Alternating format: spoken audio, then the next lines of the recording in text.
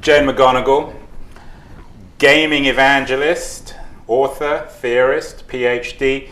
Jane, how has gaming changed your life? It's changed my life in a lot of ways, but the most significant way, I would say actually it saved my life.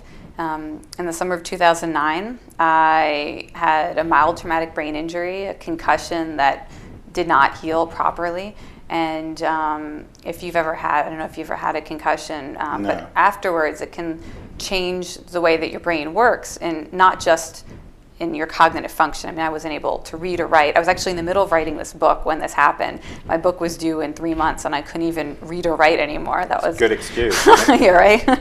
But it also makes you depressed and anxious, and that it's just part of what happens in the brain when it's trying to heal. And my doctor told me that if you stayed depressed and anxious, that the brain takes a longer time to heal. You can actually go into this vicious cycle. And I was kind of at my wit's end, feeling incredibly depressed and the most despair I've ever felt in my life. You can imagine your brain stops working.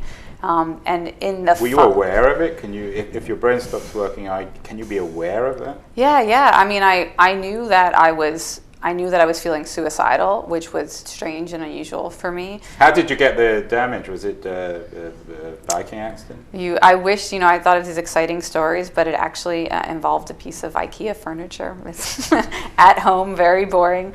So you feel that something horrible is going on, and you're trying to tell people about it, but people can't really hear you when you say how bad it is.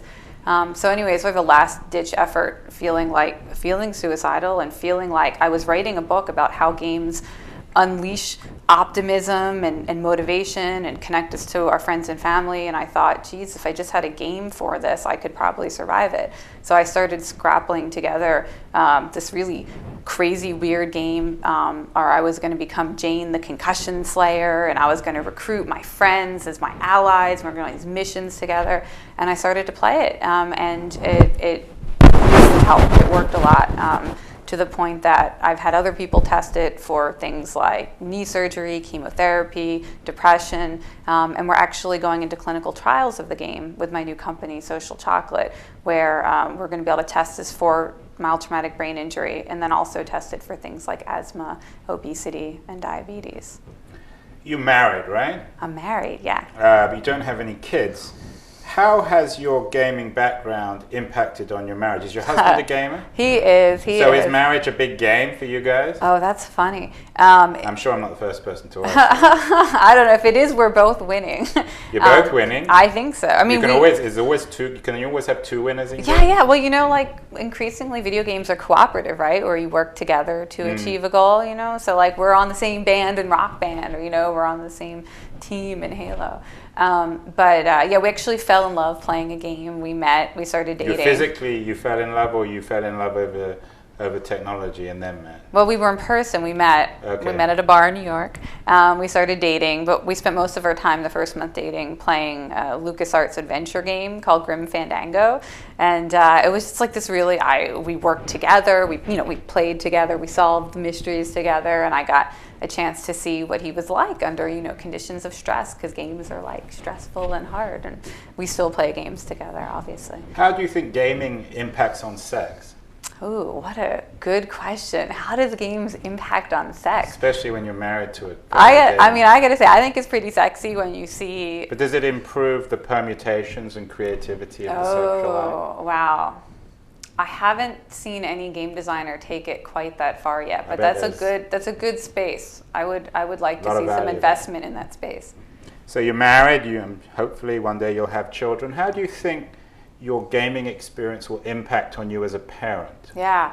Well, I'm super interested in games right now that parents are using at home, and also that are being used in schools.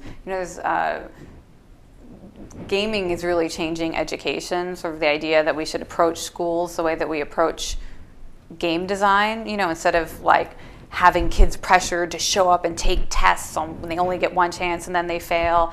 There's schools in New York, a school called Quest to Learn, where they're treating tests like quests, and you decide when it's time to level up, and if you don't get the grade you want, you take it again, which is really interesting because there's new research in science magazine, Science Journal, this week, showing that we learn better when we take tests than studying for tests. That it's better just to take tests again and again, as opposed to studying. So, which is of course what gamers do, right? All they do is they take the test. They don't sit, studying a game manual and then decide to play after 8 hours of studying, right? So I'm definitely feel like I'm learning about what kids' school experience should be like, and then also, what home life should be like giving kids a chance to choose their own obstacles, to be challenged by something, and to choose to be engaged by that. So just telling them what to do. It's that sort of self-directed engagement is crucial.